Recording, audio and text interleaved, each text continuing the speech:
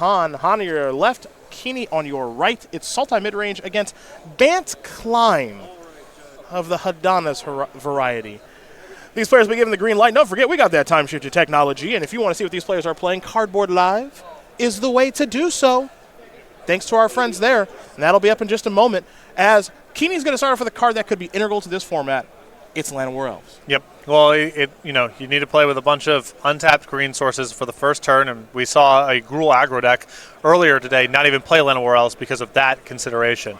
That said, jumping ahead on mana, so important just kind of in general in games that are shaped by creatures and removal spells.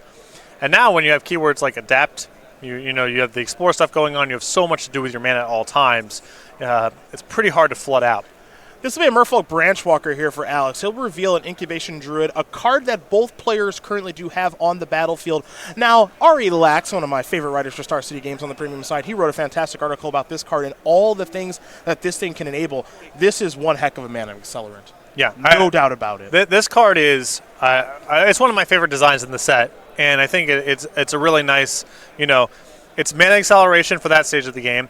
It's a thing to do in the middle, which is the adapt part of it. And then it also transitions to something where you can play with all of your big mana payouts as well, because it generates so much mana once it has a counter on it. So it's kind of good early, good middle, good late. Right, it also all enables, stages. It enables a play like this, turn 1 mana accelerant, turn 2 mana accelerant into Vivian Reed, way ahead of schedule here for Zachary Kiihne. Now, you got to remember, for Kiihne, he's coming off of a top 8 at our Invitational to close out 2018, and he had a lot of success with Selesnya. Now, this is a little bit of an accelerated version of his Selesnya, but Selesnya didn't have access to Incubation Druid. If it did, perhaps he would have played it. He's very familiar and very safe in these green-based strategies, and you see it once again here. The card that he does reveal there, it looks like it's going to be the Biogenic Ooze. Mm-hmm. And that's a card he's playing quite a few copies of, 3 in the main deck. I've seen really polarized range of opinions on that one. Yes. Most of the talk that I've seen involves trying to play it in the Mana Flare decks as a normal card that happens to be really good once you have Wild Growth. But I have not seen a whole lot of talk about it as just a value play for green decks that make a fair bit of mana. But Zachary Kiihne obviously feels differently. And there you see the 5-mana 2/2. Now, when it enters the battlefield, you create a 2/2 green Ooze token. And then at the beginning of your end step, put a +1/+1 counter on each Ooze creature you control. This is an Ooze. The token is an Ooze. And then 1 GGG, which that is a somewhat restrictive mana cost. But if you can do it, you create a 2/2 green Ooze creature token. And then you're kind of going nuts with all the Oozes as Zach is going to activate his Vivian Reed once again, I believe. Looks like he's found a land off of that. The powerful Planeswalker getting some work in as it's on 4 loyalty counters right now. Again, this is week number 1 of Ravnica Allegiance Standard, so players are trying out new cards and new things. Incubation Druid, I think, is going to be good in a lot of decks. Vivian Reed is an old standby that we know is good. Breeding Pool, well, it's Breeding Pool, of course, that's going to be good. Do we know how good the Ooze is going to be? Well, let's find out this game in a mid-range mirror how good this card can be. If it will resolve, there's no guarantee of that. Yeah, I know it's sort of confusing because it's broken up in a bunch of different ways, but assuming that your opponent doesn't have a removal spell on the spot, the floor of it is 5 mana to get 2 3/3s. Mm-hmm. If you have more mana to work with, if it stays around and play longer than that, it gets even better. So it's not a bad rate. We'll get some big dice on these creatures here to make it so we know that they have counters on them. Incubation Druid has adapted, which means that Alex has access to a lot of mana. Now, what is he going to do with this mana is the question. He's going to start by attacking Merfolk Branchwalker into Vivian Reed, and we'll see if Zachary has interest in blocking or not. Looks like Llanowar Elves will jump in front of that, so a little chump block action. Incubation Druid's going to start tapping for a lot of mana. Incubation Druid and Hydroid Crassus, they're obviously going to be friends, and these might be friends too. This is a fine finale. The finality half is going to take care of all Zachary Kiihne's creatures. The Incubation Druid is enormous now, and now Vivian Reed's going to tick up here for Kiihne. So he'll take a look at the top couple of cards and try to rebuild the battlefield. As he may have been missing a white source of mana, he slams down Temple Garden. If you don't mind tilting your head there at home, finality for black-green sorcery. You may put 2+1/+1 counters on a creature you control, then all creatures get -4/-4 until end of turn. So Incubation Druid is the last creature standing. This will be a Conclave Tribunal after that Incubation Druid to take care of the other Incubation Druid. And the Druid plays so well finality because it's a big mana jump to be able to cast it, and then it's a thing that lives through it. An easy place to put your counters. I expect to see a fair bit of those two cards paired. Alex does have a copy of Hydroid Crassus in hand. Not a bad place to go. So he'll gain a little bit of life and draw a couple of cards. Now, Patrick, I'm curious, the game designer and you, this is a cash trigger. Yes. Not a resolution trigger. How do you feel about that? I don't mind giving some play against counterspells that gives it a little bit more texture than this spell can't be countered. You get a little bit of money for your trouble. It's a lot of investment, but it's not like the person with the counterspell in their hand is just completely blown out. They still answer the creature. Cast is a little bit... I'm not the biggest fan of shining a spotlight on the difference between cast and enters the battlefield, and there's some rules issues that can come up in ways that it can get adjudicated in tournaments that isn't ideal. But in general, I like the spirit of make it good against counterspells without making it just an all-or-nothing proposition. Deputy of Detentions has been revealed here by Zachary. He'll play a Hallowed Fountain untapped. He'll fall a little bit lower. He's going to adapt, and now he'll play the Deputy. What I'm learning during this particular game is Incubation Druid, the adapt seems totally reasonable to be able to get to, and this thing's going to have a lot of effect at all stages of the game. And we just saw there something that comes up too. It is a rebate. I mean, you can just go turn, I have 5 mana, here it goes. But Kiihne here is in the spot where he has enough mana left over to do it. Then now the Druid is basically a 3 mana rebate the turn that you spend the 5 and do something else. This will be 5 mana. Vivian Reed here for Alex, but Alex is behind on the battlefield now, so this might be a Vivian Reed to draw a card, and then it dies. Yeah. Potentially. Now, we'll see what the reveal is, obviously. Well, I might be mulling over doing something about the Conclave Tribunal. I think that's a little mopey here. As things stand, there's not enough on the battlefield for Kiihne to just trivialize the Vivian Reed, so maybe you get another turn out of it. I don't know. Now, we got to remember, in the previous standard format, when Golgari midrange was kind of the best thing going on, that was very much a Vivian Reed deck. And it was kind of, who can get to the Vivian Reed Ultimate to make my Carnage Tyrants better, to make my creatures better, obviously, all the good stuff that's involved with that. And that might be what things kind of boil down to in these type of mid-range mirrors, potentially. Now, Hydroid Crassus is obviously going to be good. We saw Alex already cast one, and now he's finding one off of the Vivian Reed activation. But we can't forget how powerful this Planeswalker is, especially ahead of schedule. Yeah, and well, there's another issue with the Hydroid Crassus is a way of fighting Vivian Reed. Hydroid Crassus has flying. Yeah. So it's not... drawing some cards is good, but if the games are centered around Vivian Reed, that card doesn't match up the best. That's a very good point. That's a very, very good point. As Vivian Reed will be activated here by Kiihne. You saw Alex play a cast down to take care of the Incubation Druid. Kiihne will take a look at the top couple of cards. He'll select Glacial Fortress there off of the Planeswalker. Glacial Fortress will enter the battlefield. We're going to have some mana tapped here by Kiihne, see what his plan is going to be. And we haven't really seen a huge spell out of him. I guess we've seen one of these oozes before. We're going to see another one again. This is kind of his mid-range weapon of choice here in this matchup, it appears, and for his deck this weekend. As you see the powerful Planeswalker here from Core Set 2019. You've seen the +1 be activated here by both players a couple of times. There's Conclave Tribunal to take care of the Vivian Reed that Alex Hahn has. And as you mentioned, Patrick, the destroy target artifact, enchantment, or creature with flying, in particular Hydroid Crassus, might mean that the Hydroid might not be the answer that mid-range players are looking for. Well, the game can be about a lot of different things at the same time. It's not necessarily just Vivian Reed or bust. And you can sideboard, negates and duresses to make yourself better against that sort of thing. It's just how those cards line up against one another. This looks good for Han, but basically the last Hydroid Crassus just amounted to 6 mana, draw 2. This one's 8 mana, draw 3. It's not bad, it's stuff to work with, but it's not really an answer to Vivian Reed. Yeah, and the nice thing here is it's an easy tick down of the dice to take care of the Hydroid Crassus if Kiihne wants to. But it looks like he's going to plus. Llanowar Elves among the cards he's looking at. I think he may have just found a Hydroid Crassus of his own. We can't forget, too, throughout all of this Vivian Reeding and Hydroid Crassing that's going on, is that Biogenic Ooze it looks to be a pretty good threat right now. Yep. Can make more, and all that stuff can continue to grow. Yeah, what I'm noticing about Kiihne's deck here that I really like is he's not short on things to do with his mana. Yeah. It's really hard for him to flood out. He's got just, besides the fact that he's drawing a bunch of cards, he's got a lot of mana sinks too. Deputy of Detention is going to come in here. Another great card to take care of Hydroid Crassus. Now, I wonder, and I'll have to talk to Zach about this at some point this weekend, did he build his mid-range deck in mind to say, you know what, I know Hydroid Crassus is going to be popular, and I'd love ways to cleanly be able to handle it. Deputy and Vivian Reed are two great answers to that card. Yeah. I mean, those cards you can play for other reasons too, but they're doing a lot of work in this sort of mid-range mirror with a lot of similar cards, and I imagine it's informed by what you're just talking about.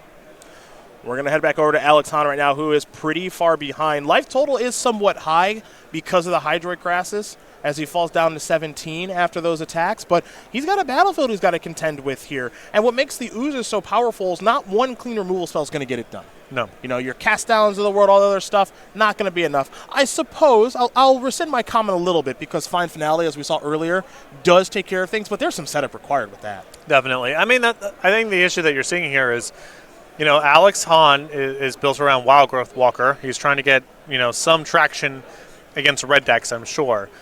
But this stuff is just not very good in the mirror match. Mm-hmm. Kiihne's overpowering him pretty easily. The Jade-Light Rangers, a lot of the stuff is just who cares. Maybe you're drawing a card, maybe not. You're not really getting in a position to attack, whereas Kiihne is playing with just much more powerful cards pound for pound. So it looks like the actual biogenic ooze will be killed via cast down, but the ooze tokens are still left. As we continue on here, Kiihne's drawn a handful of cards here with Vivian Reed. We might be going to the ultimate. We will be. So that means, of course, that all of Zachary's creatures are going to get an emblem with creatures you control get +2/+2, have Vigilance, Trample, and Indestructible. I mean, Han can't play through this. I don't think so. I don't think so. We're in garbage time now. Yeah. I mean, the one trick here, and I was going to mention Fine Finale, but even that is the creatures are too big. Yep. So we might see Alex play another turn or two, but if I'm Zachary Kiihne, I've kind of accomplished my goal. Is I played a Vivian Reed very early. My opponent did not have a clean answer. And this is to note, and I'll let you take a look here. Actually, I have Alex's deck list in front of me.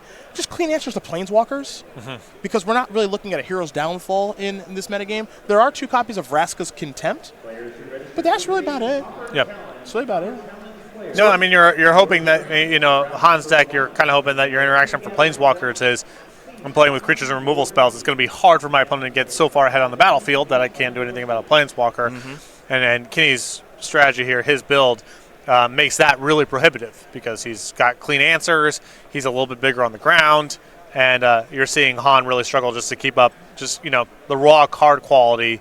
The gap there is too big. Even with Han drawing multiple copies of Hydroid Crassus and drawing a bunch of cards for his trouble. Yeah, and if I'm Zachary, I'm just kind of like, I don't really care. You can have have those those cards. Don't care. Not good enough. Looks like a Temple Guardian's going to enter the battlefield untapped. And yeah, Kiihne says, you did your Hydroid Crassus, I'm going to do my Hydroid Crassus. I'm going to gas back up. I'm going to gain some life. I'm already ahead on the battlefield. Now I'm just pushing myself further ahead to a point where, truth be told, I'd be shocked if Alex Hahn can catch back up. Yeah. I don't think he can really play through a Vivian Reed emblem, setting aside all the other issues going on. Yeah, no kidding.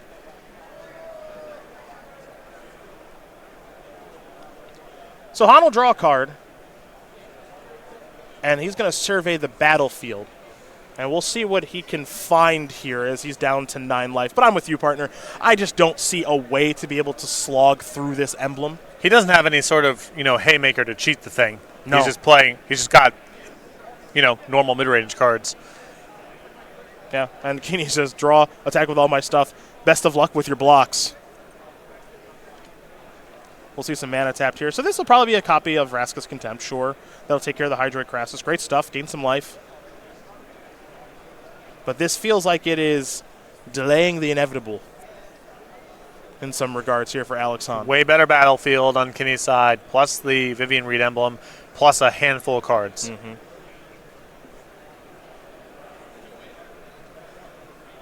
Obviously, you can see for both sides, good mana here for both sides. Mana does not appear to be an issue for these mid-range decks.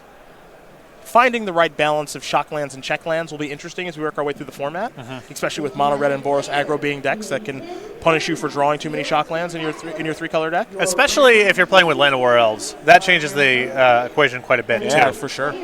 Because it puts a lot more desire to have Temple Gardens and breeding pools at the expense of Hinterland Harbor. And I think that'll be interesting, right? Land of War Elves is such a powerful card, and we know that Kiihne, he's got 4, right? I would have to assume, yeah. Yeah, so he's got 4, and Alex has 4. So do these mid-range decks? Is it just a prerequisite that you have to play for? Maybe. Well, It is powerful. It certainly informs your mana base, and Kiihne here, not surprisingly, maxing out on breeding pools and Temple Gardens. Yep. 8 of those, plus 4 basic forests against 2 Sun Petal Grove and 4 Hinterland Harbor. So a control deck, I think, would typically like to lean a little bit more on the M10 lands to preserve their life total a little bit. Kiihne has it tilted the other way because of Land of War Elves. Zachary Kiihne is going to win game number 1 here over Alex Hahn. Bet Climb, even though we didn't see Adonis Climb, does win game number 1 over Sultai Midrange. We will go to the sideboards here, and we are going to start with Alex Hahn, who's got 3 copies of Duress, 2 Thrashing Brontodon, 2 Vraska Relic Seeker, 2 Negate, 2 Disdainful Stroke, 2 Cry of the Carnarium, a Cast Down, and a Vraska's Contempt. We're in a mid-range matchup. What do you like here? The Planeswalkers, the Negates, and the Disdainful Strokes, possibly Duress as well. Sort of the stuff that's good at trading off against the bigger and more powerful plays. Okay. Other side of things here for Zachary Kiihne, who's up a game. He's got 4 Knight of Autumns. I think that's going to be a popular card if you can cast it in this format. There are a lot of good enchantments. 2 Lyra Dawnbringers, 2 Negates, 2 Shall I, Voice of Plenty, 2 Disdainful Stroke, 2 Baffling End, and a Frilled Mystic, which is the new Mystic Snake. Kind of much the same story here. I like the Disdainful Strokes and the Negates and the Frilled Mystic as well. Just want the good cheap counter spells. A lot of the matchup is about sneaking through the first good 4, 5, 6 mana play. And Negates and Disdainful Strokes, Frilled Mystics play well in those games. We saw some back and forth there, but ultimately it was Vivian Reed that stole the day for Zachary Kiihne, pardon me. So we'll see if Alex Hahn is able to do that in game number 2 as these players get ready for our first sideboarded game. In the meantime, we're going to talk about Fireballs and Kitty Cats. That's, of course, Purdue-ken. It's available in quite a few different things here, partner. Playmats, sleeves, player bundles, over at go.starcgames.com/creature collection. Our entire creature collection does live at that hyperlink, so if you're not into Purdue-ken, but some other things that we've done over the years, head over to go.starcitygames.com/creature collection today. Cats throwing fireballs. That's definitely my thing. I'm into it. Were you? Yeah, of course. But I was going to ask if you're a Street Fighter player. You were. Balrog. Yeah, but no fireballs for you. Balrog. Punch City. Punch City. Duck punch, standing punch, jumping punch, block. Those are my preferred moves. I love it. I love it. Zachary Kiihne, I'm curious if he's played some Street Fighter. He's a younger guy. He's probably playing the Street Fighter, 5, 6, 7 nowadays? Who knows? The 22-year-old from Amherst, Massachusetts, with 6 open top 8s on the resume. In 2018, he played in 6. All-time, though, he has 5. He's got that invitational top 8 as well at the 2018 SCGCon Winter. Peer mentor is a 22-floor freshman at UMass Amherst. A little bit about him. He loves a green deck. As now we're doing a little bit different stuff here with our stats. 2018 SCG Tour Opens played, of course, as we make our way through 2019. We'll be able to tell you how many Opens they've played, and then their all-time stats. Open top 8s of 5, invitational top 8s of 1 here for Zachary Kiihne, who's got an interesting-looking deck here this weekend. I will say that. Seems really well suited for a green mid-range mirror. Yeah. I would much rather be on Kiihne's side of this than on the Explore package. No question. But let me ask you this. As you take a look at Kiihne's deck list, you've been playing mono red. I would much rather play, if I'm mono red, I want to play against Kiihne's deck, not Han's. Yeah. The Explore package is really good against mono red. Kiihne's leaning a lot on mana creatures and big plays. You shock and lightning strike a couple things and put some pressure on him. A lot of his draws are going to go nowhere. Yeah. And then just be able to burn him out after that probably and be okay. He doesn't really gain a whole lot of life, His interactions on the pricier side, he's sort of anticipating that his mana creatures are going to go unassailed, and that really doesn't happen very much against mono red. Both players take a look at the opener. Alex Hahn will be on the play here. He'll start things off with a breeding pool tapped as we head back over to Zachary Kiihne. His breeding pool is going to enter untapped. He's got the initiative now as he kicks things off with a Land of War Elves. I think Land of War Elves is a big part of having edge in the green mirror, too. just who gets to the first big play, who gets their Planeswalker first in the post-board games, who can do something with counterspell backup. All that is really where the games often land. And Llanowar Elves is so good in those kind of fights. Well, the first big play in the last game was by Zachary Kiihne. He got to play Vivian Reed on turn 3. That's not going to happen this time. Jadelight Ranger is going to reveal 2 lands there for Alex Hahn. So just a 2-1 Jadelight Ranger thus far as we head back over to Zachary Kiihne, who played a copy of the Growth Chamber Guardian. That's, of course, a new one there from Ravnica Allegiance. One that you feel, and you said this in round 1, might be a little overrated, but still good. It's still good, and it's a card that sort of, you can kind of generically slot into a lot of decks. My problem with the card is I don't think it's very good against the red decks because it just dies a lot. And even in the matchups like this, I think it's rare that the game is going to come down to just doing this over and over again and overpowering your opponent. There's so many ways to draw extra cards, so many ways to clog up the battlefield. So that's my concern with the card is it. I don't know if it's quite good enough against mono red. I don't know if it's quite good enough in the mirror. Here is Hydroid Crassus. It'll be a 2-2. Gain a life, draw a card, which is still a totally fine card. Yeah, 4-mana 2-2 flying trample game 1 draw card would show up in some decks. Right? That's the floor here. Yeah, that is a totally fine Magic card. Yeah, that's a totally acceptable card. If you don't have your Hydroid Crassuses and you're looking to play some mid-range decks, I recommend that you do pick them up. Now, here comes our first big play, it looks like. Maybe from Alex Hahn, your Grand Prix Richmond champion late last year. But we have seen some on the SCG Tour as well over the years. But it looks like he's thought about tapping some mana and playing a spell, but now he's just going to pass the turn back and put his shields up. Now, this could imply a lot of different things. Go ahead. Possibly just looking to adapt this turn, maybe passing with a counter spell at the ready.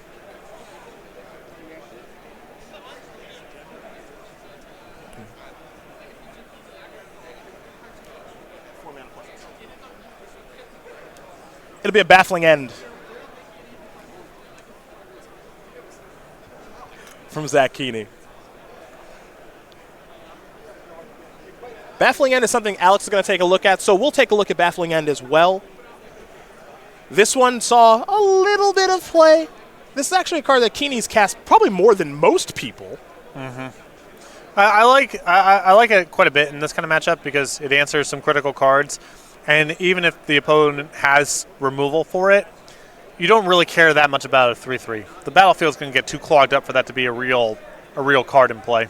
Yeah, what's interesting about this card, too, is I think a lot of people think of this effect as your cast outs and Oblivion Rings in which I kill it, I get my creature back. That's not the case here. That creature's gone forever. Yeah, it's 2 separate transactions. Yep. First transaction, your thing's dead. Second transaction, if you can blow up an enchantment, you can get a 3-3. That's right. So Baffling End took care of Incubation Druid. And now we're going to head back over to Alex Hahn. And that's a brutal turn there for Hahn because he had, it looks like, nothing to do with his mana other than adapt. So that's just a turn down the toilet. Yep. Speaking of adapting, Growth Chamber Guardian is looking to maybe do so here on Hahn's end step, which means that Alex will probably need an answer.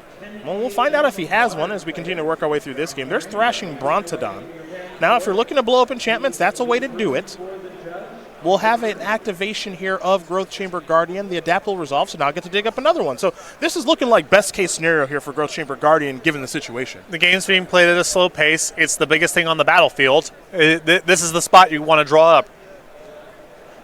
And it's going to make it prohibitive here for Hahn to be able to deploy a Planeswalker because Kiihne's probably going to have more of a battlefield presence and more size on the battlefield as well as this game kind of unfolds.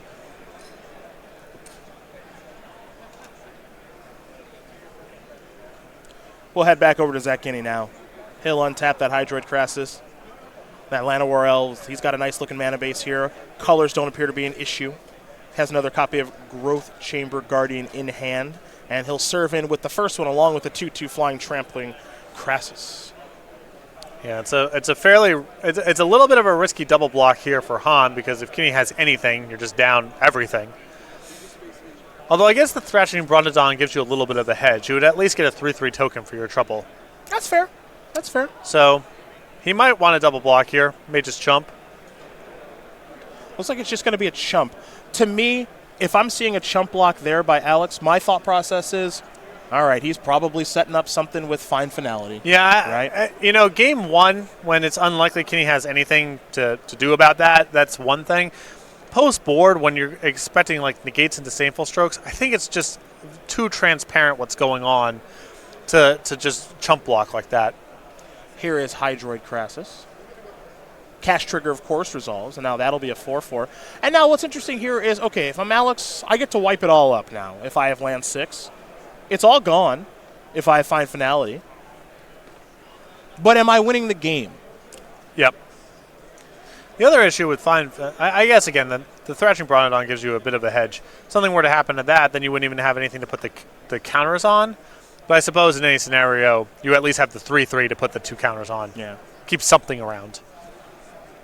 Well, here's Finality. And, you know, while this stings a little bit, if I'm Zach, I'm thinking, okay, well, I just drew some cards. I gassed back up. I'll take a hit here and my creatures are dead. But this happened in the first game, and I was totally fine. Right. It's not the end of the line by any means. And could be a window for a Planeswalker. Or 2 spells in 1 turn, a removal spell plus a thing. Well, there's Baffling End to take care of the Thrashing Brontodon. And now your follow-up is the Champ. And now, Growth. I want to keep calling it the Growth Chamber Champion. Growth Chamber Guardian. I'll get there. I promise. 2 of them on the battlefield now.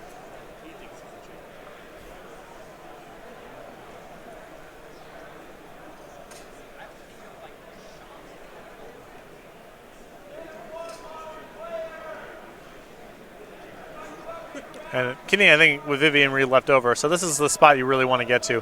If Han kind of makes small plays here and there, doesn't use all of his mana, you're so far ahead on the battlefield, and if he taps out, then you have an opportunity to land your Planeswalker. Interesting little exchange there. Hostage Taker comes down, and Alex immediately is going to play that Growth Chamber Guardian off of the Hostage Taker, make sure it gets the value. Now here's Vivien Reid. This was the game-winning card for Zach Kiihne in the last game. Right. Went all the way up to the Emblem. The Emblem is basically unbeatable in matchups like this. Take a look at the next handful of cards here for Kiihne. He's going to figure out exactly what he wants to take off the Planeswalker. He'll go with Incubation Druid, maybe looking for a little bit of an influx of mana. The follow-up is Llanowar Elves. Breeding Pool into the battlefield tapped. We're going to head back over to Alex Hahn. Alex will draw.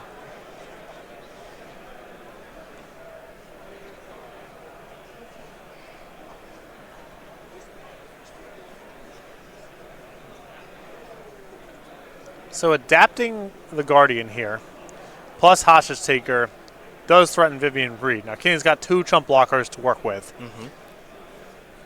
And unlikely here that Han can put together 2 removal spells plus have the mana left over to adapt. But still could be some good headway made this turn.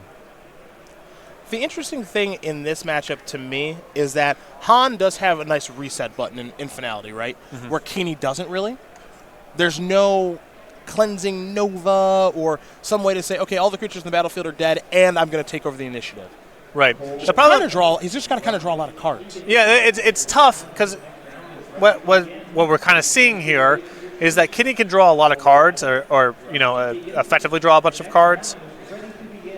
If you tap out for Fine Finality and Kiihne gets an opportunity to go Vivien Reid, you really didn't do a whole lot. Sure. Especially if Kiihne gets to go, like we saw in this game, Vivien Reid plus kill your play. Well, we're going to see Vivien Reid die to Vraska's Contempt. So right now, if you're Zach Kiihne, he's got one thing left in Llanowar Elves. A decent enough hand, it appears, as he will tap 5 mana.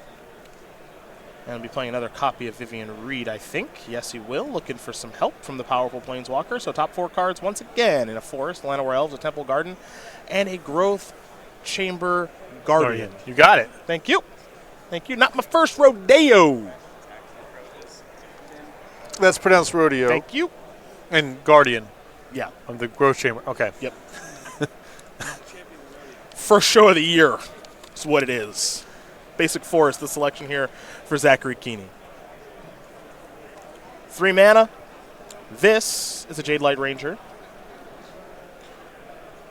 Frilled Mystic is the reveal to the first Explorer. Seems... Well, wow. It's super good. It's just It is powerful. You would like to kind of have that one as a surprise. Yes. But the way the game's shaping up, it looks like it's gonna be pretty good regardless. Han here running out of things to do. He's got to do a lot to be able to get that Vivian read before the advantage becomes overwhelming. So whatever.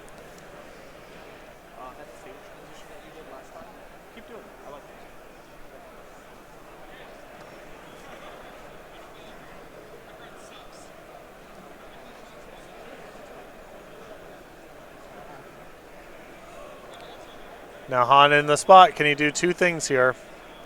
Doesn't need to. Doesn't need to do two. I mean, he probably is going to do two. This might be another copy of Hostage Taker. Would have had a clean. Would have had a clean shot at the Vivian read had he had two removal spells for the creatures. Yeah. But this is kind of the same thing. He actually gets to attack Kiihne for some damage. Now here's the big thing here, Han. The battlefield's clear, but Alex is basically out of cards. Yeah. And you know your opponent has a Frilled Mystic. So if I'm Kiihne, I've got a lot of mana. I have the ability to adapt right now because I've got excess mana floating around. Yep. And adapting turns into a 3/5, so then the Hostage Takers aren't eligible attackers anymore. Yeah. Can't make any inroads with the 4/4 either. But still a J-Light Ranger to cast here for Han. Maybe that's worth test spelling out the Frilled Mystic. I don't know. Well, he's going to start with that Jade Light Ranger. I think this is good enough. Yep. Right? You just want to do something. There's a land. I mean, you can attack if you want. I guess the growth chamber guardian, the GCG, not to be confused with the GCB, can come in.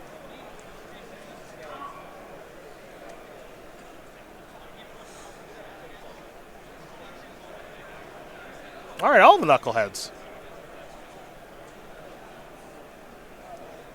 Fair enough. I suppose, the way to look at this is, well, the Hostage Takers aren't getting any better. No. Right? This is probably your last chance to cast them in for a card on the other side. Yep.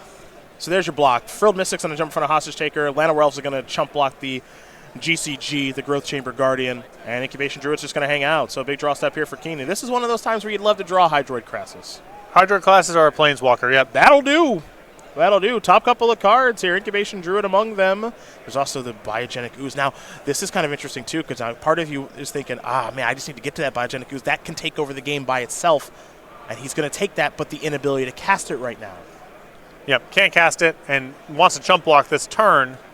You could have taken a land and threatened to block plus adapt, but I think Kiihne just not trying to put all the eggs in the basket, saying I'll chump block here and keep Vivian Reed alive. If Han happens to draw a removal spell, that's kind of bad, but at least I have something really powerful left over to rebuild with. Now, one thing Han did do is he took a look at his graveyard to see what was down there, and when a player does that and they're playing Find Finality in their deck, leads you to believe they may have drawn a copy of Find, as Vivian Reed will fall down to 4 counters. Now, what's the follow-up? The follow-up is a Vivian Reed for Alex Han. That's a heck of a draw step there. He will be plussing that. That's not technically true.